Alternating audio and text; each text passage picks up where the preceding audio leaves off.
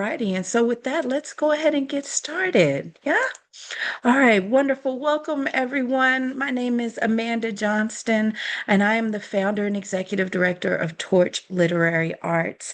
It is my great pleasure to welcome you to the Torch in Conversation series with Sonja Perryman. Torch Literary Arts is a 501c3 nonprofit dedicated to supporting and amplifying Black women writers. In addition to the In Conversation series, we provide workshops, an annual retreat, publish the award-winning Torch magazine, and curate readings and special events for all lovers of literary arts. I'd like to thank our funding partners who make this possible: the City of Austin, the Burdine Johnson Foundation, the Austin Community Foundation, and the Texas Commission on the Arts. I'd also like to thank all of our individual donors and community impact members who generously give every month to fuel Torch's flame. With their support, your support, this event is available at no cost. If you are able to donate and support Torch Literary Arts, please consider making a donation at torchliteraryarts.org/donate. A few housekeeping notes. Again, we will have time for questions and answers at the end. We'll save time for Q&A. Please use the Q&A button at the bottom of the screen. Unfortunately, we are not able to respond to questions that would be entered in the chat. So put those questions in the Q&A section. Click that button at the bottom of the screen. This webinar is also being recorded, and so we'll be able to come back and enjoy it again and again on Torch's YouTube channel. And now, I am pleased, so very pleased, to introduce Sonja Perryman. Allow me to read your bio. Sonja Perryman is an award-winning screenwriter, producer, and facilitator with a passion for telling diverse stories that center humanity and hope. Sonja graduated from the Tisch School of the Arts with a BFA in drama and received a Master's of Public Health from UCLA. She used her research and storytelling skills as Director of Research and Development at Wise Entertainment, where she served as Associate Producer on Hulu's East Los High. She most recently worked as a writer on the Amazon Prime drama Cross. Sonja also wrote on season 2 of the Facebook watch show 5 Points and served as story consultant on the Audible original podcast Lutz. Sonja is currently developing a 1-hour drama at BET Studios in collaboration with Gabrielle Union's I'll Have Another Productions. Her first feature script, The 84, is based on her mother, Sharon Bridgeforth's play, Conflama. It has won numerous awards, including Best Screenplay at Urban World Film Festival, Screencraft's Drama Feature Competition, We Screenplays Feature Competition, and the Nantucket Film Festival's Tony Cox Screenplay Competition. Sonja is an alum of Hedgebrook Screenwriters Lab and the Almanac Screenwriters Colony. Please welcome Sonja Perryman. Hey y'all. Hey Hey. Amanda. Thank you for having me this Saturday. Oh my gosh, thank you so much for joining us. This is a pleasure. I know having you here and taking time away, you have a lot going on in your schedule, both personal and professional. So it's lovely to have you here with us. I know our audience is curious to hear all about your experience working on so many incredible projects, and you are a multidimensional threat, acting, writing, directing, producing. But first, if you could tell us a little bit about how you became a writer and when did you first know you were a writer?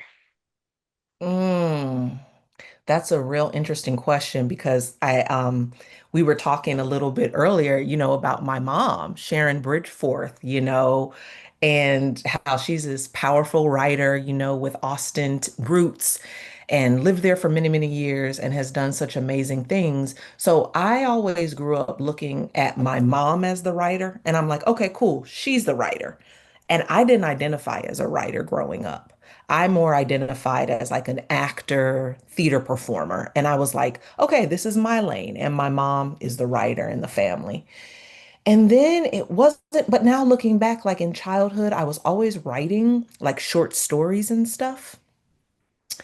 but I never identified as a writer. And then it wasn't until, honestly, because this is a career change for me, screenwriting, maybe 7 years ago, 8 years ago, I really was like, no, I think I am a writer. And maybe that was my own stuff, being like, oh, Mhm. I'm not my mom, I'm my own person, and I don't write, you know? But I started playing around with screenwriting and realized how much I loved it. And then I slowly came into this identity and writing. Ooh, I know that is a blessing and a challenge sometimes. On the flip side of that, I am a writer. I'm a creative writer.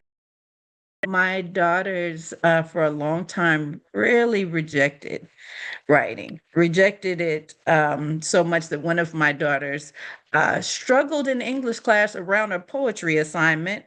No trauma, no. Right. I know you were like, my child, what child? What? What? But it's because we all have to find our own way. But one thing that Hmm. was definitely in my home were books. Obviously, Hmm. books were always around. And so I can imagine that the source material in your home was never lacking and constantly Yeah. having incredible things to read. I'm sure that that planted seeds that are blossoming now. Oh, I mean, the books at home, but not just that, like growing up in the theater. Like I vividly remember spending summers in Hyde Park Theater. Yep. I believe that's the name of it. Yeah, Uh-huh. with Vicky Hyde Boone, Park. and she produced so many, productions of my mom, Omi Oshun Jones, like Omi Jones, Daniel Alexander Jones, like sitting at their feet and just spending so much of my childhood in the theater definitely influenced me as a performer, but now looking back, like it definitely influenced my writing too. That's awesome. Great segue to my next question. So, you definitely come from a family of artists, both Mhm. blood and chosen family. So, having that around you as a child, what was your childhood like growing up in an artistic home? Ooh, wonderful. Like, so I also grew up with my dad as well. So I'd spend a lot of time with my dad, and my mom. And my dad was creative in his own way. He was a chef. So there was that Um, influence in my life as well. But yeah, growing up in a creative home, around my mom and all my chosen family, what was that like? It was magical. It showed me that anything was possible. I saw folks creating amazing art with very limited budgets, but no limit when it comes to imagination and possibilities and like pushing boundaries when it came to what is theater, you know?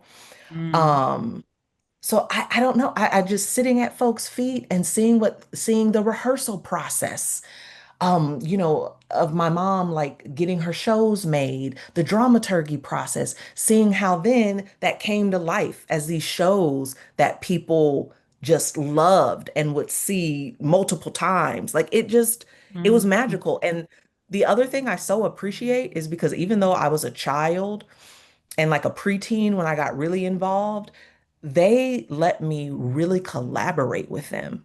So like I would go to rehearsals with my mom and they'd be like, "What do you think, Son?" That's my family nickname. And I would give mhm, feedback and they took it seriously. Or when I was working with Daniel Alexander Jones as a teenager, like at 15, I was his assistant director. And mm. I took that job Wow. very seriously, and he took me seriously. So it also showed me like work ethic and that like even if you're a young person, you matter and we value your feedback that I carry today. Wow. Wow, what an incredible experience to think. A friend of mine once said, we never know history is being made when we're in the middle of making it, right? Mhm. But that story is just a small snapshot into the greatness, that fueled the space and formed the room and how you and your greatness were a part of it. Being a member of the Austin Project myself, Oh gosh, yeah. since 2005. I've gotten to experience that as well. And I Yeah. can say they definitely nurtured me and my artistic self up, both Sharon and Omi. family, and that was a Mhm. huge part of it, the jazz aesthetic, right? Being able to Yes. riff and listen and respond and value every energy that enters into the room, right? So to Mhm. have that in your home, man, I can only imagine that that must have been amazing. But speaking about Absolutely amazing. collaborating, with others, you worked on your first feature script. The 84 is based on Yeah. Sharon's play, Conflama. Yes. What was it Yeah. like writing that adaptation into a feature length? And did you work with Sharon at all in the process, or was it completely separate? No, absolutely. I worked with my mom during the process. It was amazing. It was deep, learning so much about myself and her, my grandma in a way. So to back up, that production Conflama, I believe, and I have to double check with my mom, there might have been a production done in Austin, but there was Mhm. definitely a production done in Minneapolis with the great Mhm. Lori Carlos directing. Yes, And I yes. would be remiss to say, like, she was also a mentor of mine as a teen, just this badass powerhouse, visionary. She was one of the original for Colored Girls. And I mean, Mhm. uh, I believe Urban Lady in Bushwoman, Blue. yeah. Hmm. Yes, yes. I mean, just incredible. And so I remember I was maybe 15 when they first started that process. I might have been a little older, actually.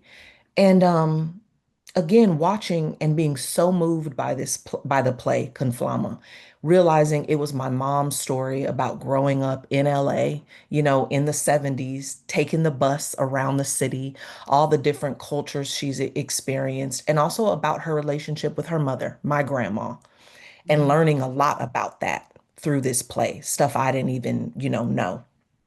And I was so Hmm. moved, and it always stuck with me.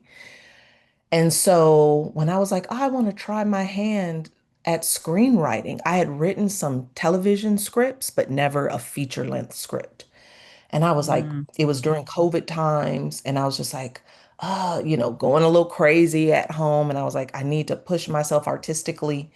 And I was like, what will I write? What will be my first screenplay? And it just jumped out to me. I was like, I couldn't shake Conflama. And I was like, I think Hmm. this could be a film. And I spoke with my mom about it. And she was like, it's funny. I always wanted this to be a film. Out of all my scripts, she was like, I wanted Conflama to be a film. And yeah, it's about a mother-daughter relationship at its heart. Like, yes, you should write it. And it was a Hmm. beautiful collaboration because it was a lot of me just asking her questions about her childhood, about my grandma who's still with us, but their relationship, about LA back in the day. Hmm. And also her being open to me adapting it because, the screenwriting format is very different from, writing a play. And like what you can do and visually and what you can dig into. And luckily she was like very open. She was like, no, take it. It's yours. Like, so we just riffed a lot and she wound up allowing me to make it my own. And yeah, it was a beautiful process. Very, very grateful. What surprised you in the process? Was there anything or other side quest storylines that came up when doing the adaptation? Absolutely. My biggest takeaway, there were several things. So the beauty was you mentioned Hedgebrook. I'm an alum of Hedgebrook, which my mom and Omi, my And I bonus am. mom, are both alum. Shout out Oh, you are Hedgebrook. too. Shout out to Hedgebrook. It was amazing. I got to work on an iteration of that script there. So having that space to be able to write was amazing. And because I did a special like workshop for screenwriters there, I Mhm. had some guidance from mentors. Oh, Their names are Robin and Jane. Um, and they were absolutely incredible in pushing me. And what I mhm. learned was a few things. I had been framing it as, well, this is my mom's story. I'm adapting my mom's story. Mhm. But walking away realizing, no, this is my story too. And I Mhm. have to insert myself in this story as well to truly take ownership and to not be scared of that, of being that personal. Mm, And then, yeah, what also popped up was some side characters I didn't expect. A grandma figure that doesn't represent my grandmother, but my great grandmother that I had kind of been like ignoring and like making her a little too neat and mm. kind in a way that, and motherly in a way that perhaps she wasn't. And it was like, no, you got to confront that and look at that Yeah. and not be scared to go there. So, yeah, a lot came up in a nutshell that surprised me. I wrote many iterations of that script. Oh wow. Okay, so I can't wait to see that be it hasn't started yet, but it No, will. We we're will still speak in the that into the process. world. Thank you. Thank you. We're still in the process. We are hoping to get it made. I have learned getting perhaps this is shifting, but getting films made is much can be harder and longer than even TV shows. Mm, But we are speaking into existence that one day it will get made. That is the dream, the absolutely. ultimate dream. Well, while you are working on that dream and realizing that you have been busy, you have been booked and busy. Oh my gosh. And your credits again, you yourself are an incredible actor and director and filmmaker and playwright, but you have been assistant producer for Hulu's East Los High, Los and High. then also Mhm. yes, and then the incredible Amazon Prime show Cross. So, could you Mhm. share with us a little bit about those different roles? Like, what is associate producer versus being in the writing room on a show? Absolutely. So basically working on Hulu's East Los High was like my version of film school. So I got into that through, I had an internship after I got my master's in public health at the production company called Wise Entertainment at the time that was producing that show. And shout out to Katie Elmore and Mauricio Mota for like giving me a chance. And because I had not a lot of experience in the TV and film world at the time. So I went into that thinking, oh, I just want to produce. At that point, I did not think I could be a screenwriter because this was maybe 2014 that I first caught wind of that show. And there still were not, there, at least there wasn't a lot of visibility around Black women screenwriters. Mhm. Their Insecure had not come out yet. Like it just wasn't on my radar that it was even a possibility. So I was like, okay, well, maybe I can just produce. And they were doing so many amazing things on that show around marrying public health issues and like pop culture and entertainment. And because I had the public health background, I wound up working with them doing research for the show. And then they wound up hiring me. Uh, and so I got to be a producer on that show. And basically, my role entailed as an associate producer, I got to, which was dope, wear more of a creative hat. So, which I loved and still love. So I got to like review the scripts, give notes on scripts. That's what led me to realize, oh, I love screenwriting. I want to be a writer because I loved working with the writers and like reading their scripts and suggesting ideas for storylines or characters.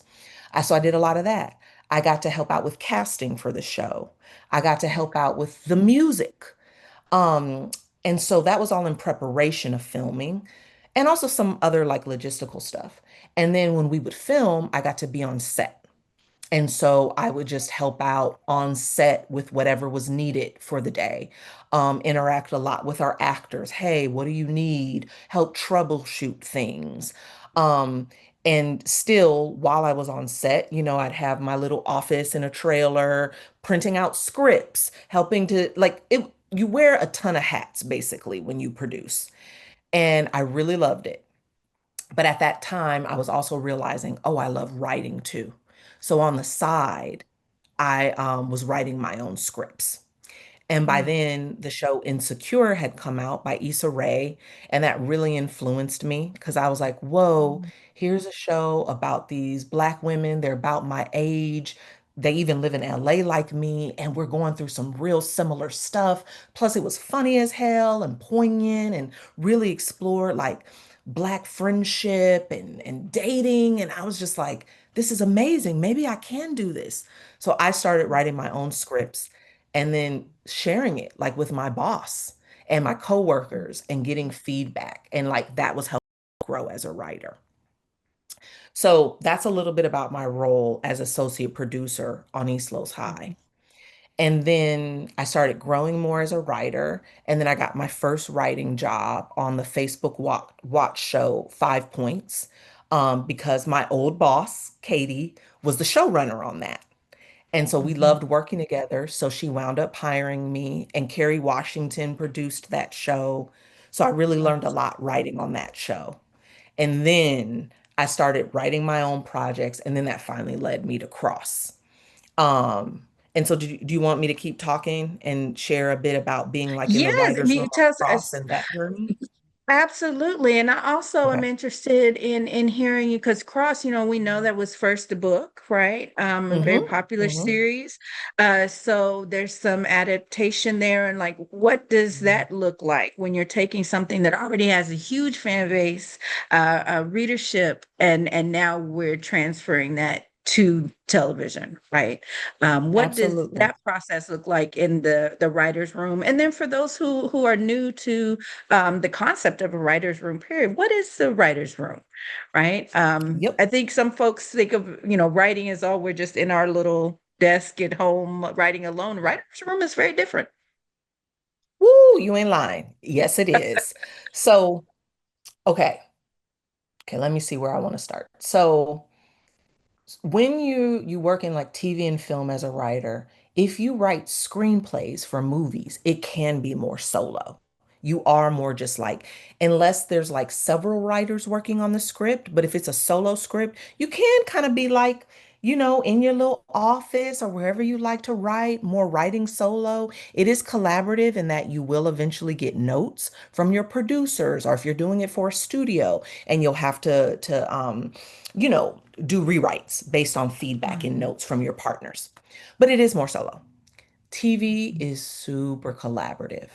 So when you write in a writer's room, and this is what I love about it, it is almost like working in theater and making a theater piece together in many ways.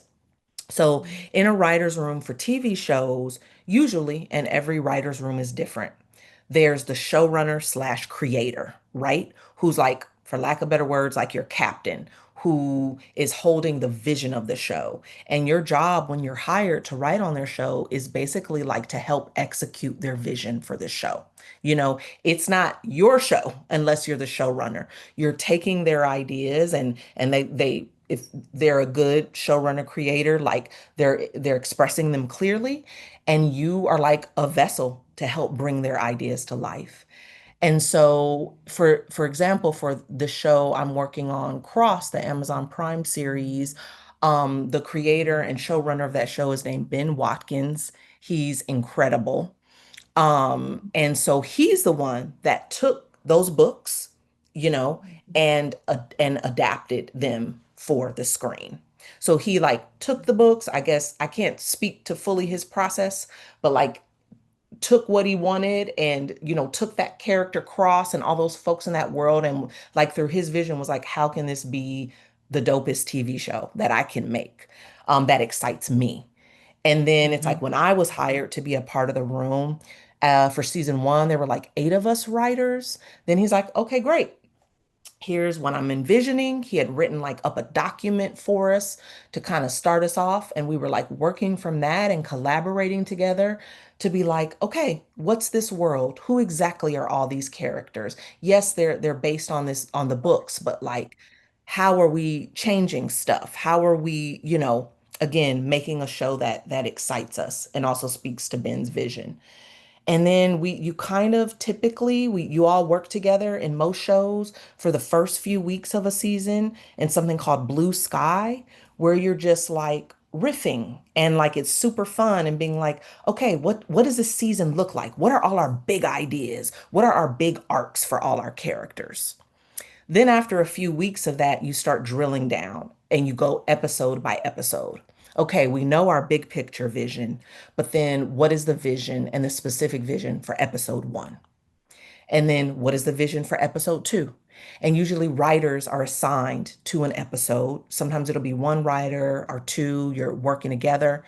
But as a room, everyone, that's why I love working in TV. It's like someone will get assigned a script, but we're all working together to come up with ideas for that script, so Mm. everyone gets to have, a little bit of their like sauce at the end of the day. You're like, oh, I pitched that idea. And, of course, the writer for that script took it and made it their own, but like everyone gets to kind of have a say and still like influence a whole season of TV because you're all working together pretty intensely. Awesome. What's one of those moments where you like, I have an idea that made it, and now you can see it in the show, and be like, I remember pitching that. I remember talking about that in the room. Okay, this is so random, but one thing I thought of was we were so for season one of Cross, and Cross's daughter's name is Janny, and her character is probably like 9 years old in season one. So she's pretty young still, maybe 8. And there's this scene where she's playing hopscotch. And then someone who's like a stalker kind of interrupts her hopscotch game, messing with her. And we were like, oh, what? We want her like singing while she's playing hopscotch. And when there's a whole thing around clearing songs, when getting Mhm. permission, then you got to pay to use songs, whatever. But we were like, oh, what would she be singing? Someone that young. And, we were scrambling. And then I pitched, I was like, okay, random. I want her to sing. I'm pitching that she sings Selena. Like, I want her, maybe she's bilingual. Maybe she goes to a bilingual school. Like, I want to see a young Black girl who knows Spanish too. And like, is just for something different. And they were like, okay, cool. We like that. And so then it wound up making it into season one. And I was like, oh, that's fun. Like that lived. Because a lot of times you'll pitch stuff and our showrunner who has like final approval will say yes, but Mhm. then it doesn't make it for whatever reason into the final cut. But that one did. So that was fun. I was like, oh, we got her singing Bitty Bitty Bum Bum. That's cute. That's awesome. And that is a great example of visibility and representation, right? That's Mhm, why, having a diverse writers' room, any collaborative process that is making media for the masses, for the general public, if there are people in those rooms saying, that we can have bilingual little Black girls, we can have, people who are doing things that might not have necessarily came to someone else's mind that doesn't have that background, that hasn't grown up in mhm, a diverse culture and mhm, community, right? It mhm. it you say it's small, but it's not. It's huge. The visibility and recognition. I mean, I got chills, right? Just hearing you say that. I've watched this. I'm gonna go back and watch that now just to see it Oh, again. It's like, especially growing up in Texas. If you grew up in Texas, then you were singing Selena. You you know that was a Selena. Everybody know. everybody knows Corpus Christi. Come on, she's a national treasure, but it definitely in Texas, right? And that was definitely part of Black community as well, right? Selena, Mhm, and having mhm, that, and so it makes perfect sense that this little girl would be singing that.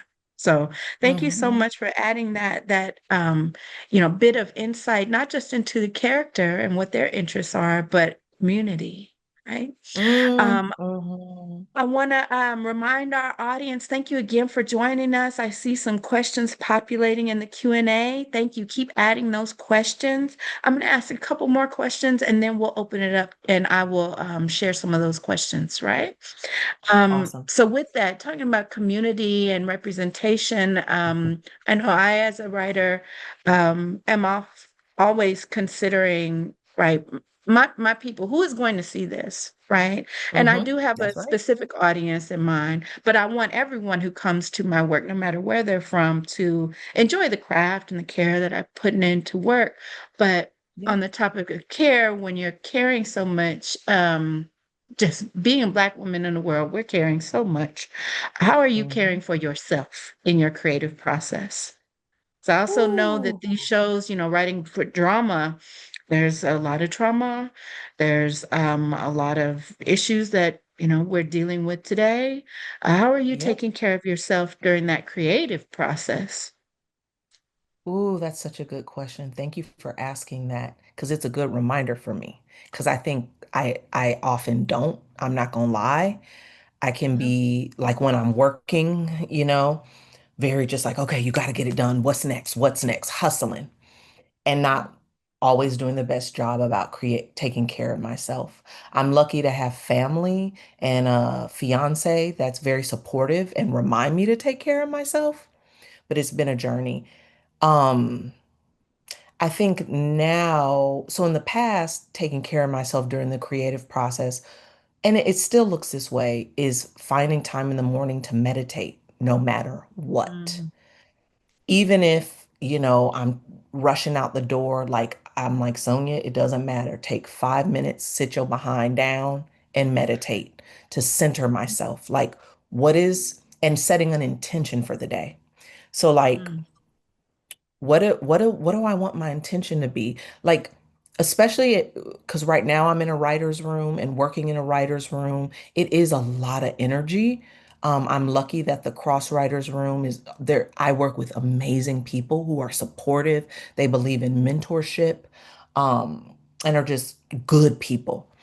Not all writers' rooms are the same, unfortunately, and don't aren't always like that. But even still, I'm just like, okay, I know today's going to be a lot of energy, but like, and a lot of talking and pitching and your head swirling. And usually, my intention is just like to remain grounded and mm. focused. Um, so there's that. I have recently, you alluded to earlier, like a lot in my personal life. I had a baby 6 months ago. I had a daughter. So talking about the Congratulations. intergenerational, thank you. And so the self-care does look different now because I just don't have as much time. Because it used to be, oh, I'm gonna go for a long walk to like release whatever needs to be released, or I'm gonna go to get me a massage. And sometimes I just don't have that time now. So it Mm. looks like still like even when she goes to sleep at night, taking some time for me. And even if it just looks like journaling or maybe going for like a 15-minute walk to just release the day, still finding that time and not just getting into hustle mode or I gotta clean. Oh, let me scramble and do this while I got time. Like, no, take the time for me to release whatever has gone on for the day. Um, it has been important. Yeah. I love that. You have to have, like what are your baseline things when that no matter how busy it gets, no matter what else Hmm. is going on in the world, that you still have to attend to you. With or without children, whatever the responsibilities are, That's there's right. always something or Hmm. someone that is pulling and calling for your attention, and you may love being there and love doing that. I had a friend once remind me, it's like, even in the joy, it's still work. And Yes. that stayed with me. I was like, oh, your body doesn't know. It's just burning calories, So you could be Hmm. up and going and going and going, doing something you love. And then, why am I so tired? Why don't I feel well? Because you haven't Woo. rested. Did you eat? Yes. Right. Yes. So Those having that things. practice, 15 minutes of meditation, a 15-minute walk, journaling, all of those things, whatever it is. Last night I did a puzzle. Just to throw it out there, Mm. I was like, I Yes. want something to sit and do that is not on a screen and is not Hmm. then directing me back to work somehow. I'm going to work on this puzzle. And if I didn't enjoy myself working on that Yes. puzzle, That part. Yes. Yes. I love that. You oh, you reminded me too around the rest, and I'm trying to get better around this, like taking little naps, even mm, for 15 minutes, like, oh, how restorative it is. Like, and that I can give myself permission to do that during the workday. Like we get a lunch mm, break, go in my office, mm, shut the door, and take a little nap. mm-hmm. Yeah. Yeah. Love Is a that. thing. Naps are So. magic. Naps are medicine. Hmm. All Mm-hmm. right, I'm gonna stop there and open up these questions from the Q&A. So let's answer a Okay, couple of these. All right, the let's do first it. one I see there from Sherry. Hey, Sherry, if you were starting your Hey, career Sherry. now, but you have the Oh, knowledge of Sherry. what yes, yes. Sherry Ross, Sherry Ross. Yes.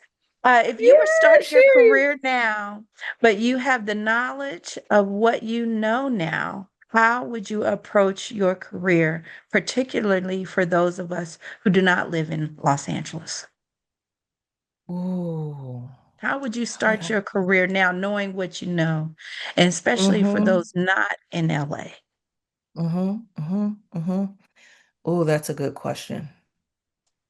I, knowing what I know now, I would honestly be less judgmental around my writing. I can be hypercritical of myself, but like knowing what I know now, I'd give myself more grace and I would write even more. Because, like, how can I say this? So, when I first started writing, I was very hard on myself and being because writing in general is a lot and very hard. But I find screenwriting particularly hard. It's deceivingly hard. If you read a script, it looks simple, but like it is such a particular form and like Mhm. learning that form and the technicality of it, but coupled with the artistry of it and how, quite frankly, sparse it is. Like you don't get a lot to like describe stuff like you do in novels, and it's deceivingly hard. And I was so self-critical, and had a lot of like perfection tendencies that I still have now. And I would just be like giving myself a lot more grace and not just like get stuck on, oh, you got to get the script perfect and just like keep writing more and more because the more you do it, the better you get. So just like keep writing and like seek out more folks who could give me really good feedback on my scripts and not be shy around that. Because what I've Mm, learned too is like a lot in this business is around getting notes. And sometimes the note process is not easy. So, like learning how to take feedback on my scripts and take what mm, works. How do I release the rest, even if it's a little hard, to improve myself? And then I think now the one of the beautiful things around COVID, even though obviously it was so hard for so many reasons and traumatic, is I think it has made it a lot easier with Zoom and with everything to break into the business. So for folks, even if you don't live in LA, like it is possible, I think now to meet a lot of folks. So many workshops and things are held on Zoom now. And so to meet people, to make community, because it is all about who you know. So I would tell myself, like, go to more things. And it's about like, yes. oh, they tell you network, but like network with folks just starting to break into because those will be your future bosses, like your future, like meet your people in this business and like make Mhm. community. Because that's the other thing I learned. It's like you can be as talented as you want to be, but like how I've gotten work in this business is just like by who I know and like are someone putting in a good word for me because it is Mhm. so collaborative. People want to work with people that they can really trust. And so Mhm. yeah, just like meet as many folks as possible, find your people, stay in community with them. Um what else? Yeah, even in TV now, I find there are still some virtual writers' rooms. So it is possible to break in, even not living in LA. That's what's That's coming to real. mind off That's bat. really great advice. Right, right, right, right, right. We get caught up on Right. perfectionism.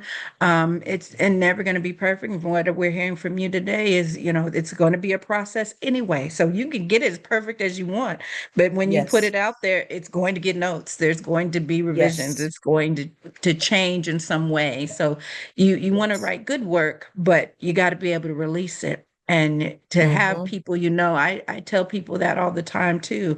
Yeah, you have to have community. And all of the most life-changing opportunities that have come into my life have come because I have a large, loving, and generous community that I feed, and it Yes. has to be reciprocal. They're not going to come to your door, knock on the door, say, "Wake up, talent. We want you." Yes. You Yes. have to be out at the events, show up to the table reads, go to the showings, support, join a Mm-hmm. local writing group. There's virtual Mm-hmm. ones, meet in person, but you have to put yourself out there so that people Mm-hmm. know you, meet you, learn about your work, get someone that Mm-hmm. will read it and give you feedback. That's gold. And do that Mm-hmm. for them, do that for And do that for others. them so it's reciprocal. So you're not just Yeah. hitting them up for stuff all the time. Like, how can I show up for you too is Yeah. huge. So you gotta Mm-hmm. you gotta build that network in that community. Mm-hmm. You have to be in the world that you want to be a part of. That's great Mm-hmm. advice. Awesome. Mm-hmm. Thank you. Next we have Perla's question. How Oh, has my being sister. Hello, sister. How has being able to provide diverse representation impacted how you've approached your work? Ooh, I mean, for me, that's everything from jump. I'm about centering Black women and Black folks in general in my work, no matter what. And like we were talking about earlier with just like the little, Selena tidbit, like the different ways that can look. We are a complex, beautiful, diverse people with so many different experiences. And so, like, yeah, that's the beauty of working on a show like Cross that does center Black folks in our stories. But even within that, it's like with my own unique experiences, you know, like having a queer mom. It's just like, okay, yeah, how can we, I'm always in the room pitching, oh, you know what? Could this character be queer? Maybe it doesn't come out in story yet, but it will eventually, or having a bilingual, young Black woman on the show and really going hard for that. So I'm always about how can I center our stories and then how, even within that, pulling from my own experience or the experience of loved ones, how can I make those stories, our stories as Black folks, as diverse as possible? Because it's what you're speaking to earlier. It's about having a diverse writers' room. And even within that, if a lot of the writers are Black, how can, that's what I'm just learning. Like, how can we make that as diverse as possible? So Yes. we have people in our room, from the East Coast, from the West Coast, from the South, and we all come from like different, very different backgrounds, which has Yeah. been cool. But yeah, And it's each everything. person's story is different, no matter where you come Hmm. from. And each Hmm. story is valuable and is going to touch someone else. So being able to Hmm. draw on all of that rich, rich contributions from a diverse community, what a special gift to be able to do that in the writer's room. Thank you, Sonia, for that. We got Hmm. another question from Tracy. Hello, Tracy. Thanks for joining us. Who's been a longtime reader of the Alex Cross books, and is Oh, appreciative of this series. Tracy wants to know, how do you prepare or research for a particular storyline, and how much do the published books become a part of this series? And then one nice follow-up to that, how was the actor for Cross selected? I think we all enjoy him. Such a talented, oh, talented comic. very talented, very Yeah. talented. Um, okay, so I'm okay. I'm just to follow up. How do you prepare or research for the particular show? That is a great question. We do a lot of research for our storylines. That is a big part of it. So like for instance, if there's a storyline, I'm just throwing out something random, maybe that addresses mental health, like season one, Cross was really dealing with the grief and the loss of his wife, Maria, right? We're doing research around that. So it looks like literal research around, looking up articles on grief and like how that's particularly in terms of like Black men and grief, right? Or people in our room, our writers speaking of personal experiences around that. It also looks like, which is really cool that our show does and other shows do it, bringing in guest speakers as part of our research. So if we know we're addressing something, and obviously we want to do it responsibly and like in a well-rounded way, we bring in people to talk to us writers who can speak directly to that issue. So we have guest speakers come in quite frequently to speak to very specific things that we know we're addressing that season. So once we know what we're looking at in the season, we schedule in people to come talk to us. And then particular writers will get assigned to research stuff. And then obviously personal stories will come up in the room. Our writers' room, folks are really generous around being vulnerable and sharing. So if yeah, we're looking at grief, it's like, okay, how does that come up in your life and people sharing? Mm. So that's like preparing or researching for a particular storyline. How do the published books become part of the series? Yeah, so that's more of how like our showrunner and created creator Ben Watkins did, reading the books, other writers involved reading the books, and then pulling from the books. Okay, we know our main characters, Alex Cross, Samson, all the people in the books. What traits do we want to take and have in the story? What storylines do we want to pull from the books and have in our show? I know he was very thinking of a lot and doing. And then also like he had a lot of, I believe, flexibility to create some new storylines that weren't just from the books in the show, which was really cool. I know happened. And And then then how was, casting. oh, go ahead. Yeah. Oh no, say that was the last part of the question. Yeah, Casting, the right? casting. Mhm. So what was really cool, I'm excited to speak to this. I got for season one helped out with casting. Along with my colleague Ali Salerno, and all the writers helped out with casting. But we really worked a lot with our showrunner, looking at the videos, looking at all the actor submissions. And yeah, how was he selected? He's an amazing actor. I know our Ben really had him in mind and really loved his work. So, he was brought in, and I think that like they met and it was clear. It's like, no, he fit the vision for what Ben had in mind for Cross. And it worked out that he happened to be available. Hmm. Does that happen often that there's already an actor like tied to a project? Hmm. Hmm. That happens quite often. A lot of times, an actor will be tied to the project before it's even written. It's what helps to sell it. So if it's like, what's considered a name, a lot of times they'll collaborate with the creator of the show or director or whatever, and we'll go to the studio to be like, hey, this actor's already attached and interested, and that's what can help get it made. Okay, wow, that's something, I think as we're enjoying, we don't understand the behind the scenes, right? But that can be really valuable for folks who are considering becoming screenwriters, right? And working for Hmm. television or feature lengths. If you have again, that's part of building that community. Right. And you're out there Hmm. in the room, in the world of screenwriters, and you are getting introduced then to all of the people who make film and television happen, including actors, that could help your project to have an Hmm. actor interested in being in it, to get the Absolutely. project completed, written, and produced, right? Absolutely. Any actors, a director, a producer, like all those things can help get your project made.